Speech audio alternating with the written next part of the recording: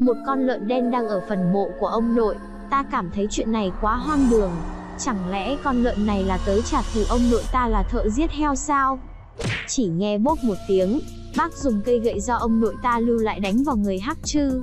Hắc Trư lập tức phát ra một tiếng kêu rên, nhưng nó không ngã xuống, mà là xoay người lại.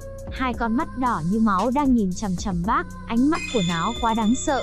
Loại biểu cảm phẫn nộ này tuyệt đối không phải là một con heo nên có.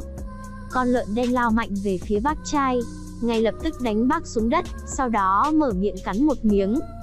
Ba ta hét lớn một tiếng, vung đao mãnh liệt chém về phía Hắc Trư. Ta cũng vội vàng xông lên, cầm thanh dao lập tức đâm xuống. Kêu một tiếng, đao rơi vào trong thân thể Hắc Trư. Nó dần dần sụp đổ, chết rồi. Ba tôi kéo bác từ dưới thân lợn ra. Sắc mặt bác trắng bệch, cả người run rẩy. Sau đó, ba tôi đi qua đem ruộng đất trên mộ bị con lợn mới lên đắp lại. Tôi nhìn kỹ, con lợn đen kia là một con lợn nái nuôi trong nhà. Tôi hỏi cha tôi và bác, tại sao một con lợn nhà lại chạy đến phần mộ của ông tôi?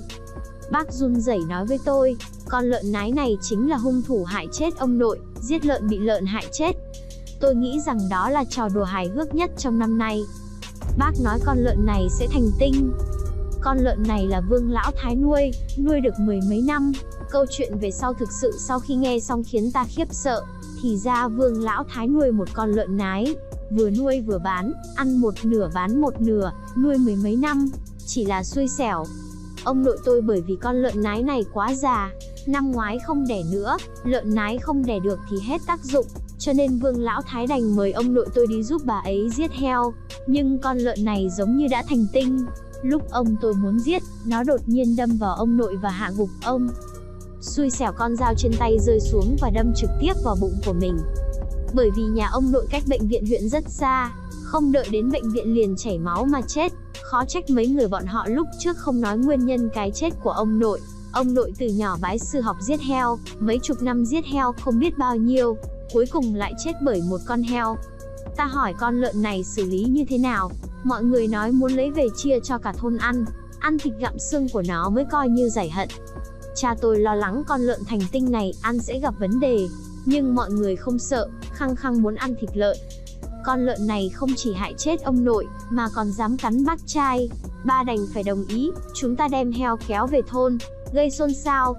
Bởi vì chúng ta coi như là báo thù cho ông nội, làm con cháu cũng không tính là mất mặt. Đại bá trước mặt mọi người phân thịt, nhưng người dám lấy thịt cũng không nhiều. Thứ nhất là lợn nái già ăn không ngon. Thứ hai là bọn họ đều biết chuyện gì đang xảy ra với nó, trong lòng sợ hãi. Cho nên cuối cùng chỉ có 2-3 hộ nghèo mang theo hơn 10 cân thịt trở về. Bác rất hào hứng, không ai muốn thịt cũng không sao. Thịt kho, xương hầm canh, làm mấy món ngon nữa.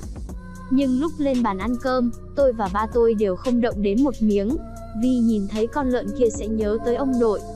Cơm nước xong, chúng tôi đều trở về phòng, nhưng ngay nửa đêm, tôi đột nhiên nghe thấy tiếng bác gái hét lên. Tôi cùng cha chạy tới phòng bác. Bác gái vừa nhìn chúng ta đến, giống như tìm được vàng, chỉ vào bác trai khóc lên. Mà chúng tôi vừa nhìn thấy nhất thời kinh hãi, bởi vì cổ họng của bác trai hình như xảy ra vấn đề. Một tay kẹp cổ họng của mình, một tay vẫn khoa tay múa chân, sắc mặt trướng đến đỏ bừng.